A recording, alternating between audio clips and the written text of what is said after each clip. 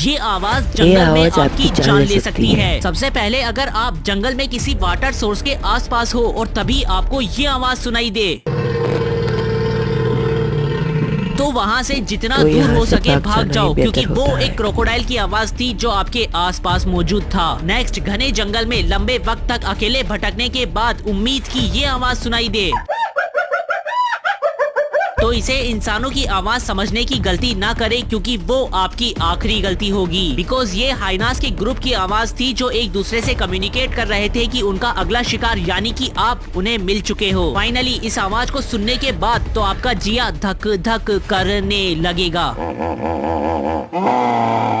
दरअसल ये एक हिप्पो का साउंड था जिसकी टेरिटरी में आपने कदम रख दिया था। तो बताओ कौन सी आवाज सबसे खतरनाक लगी?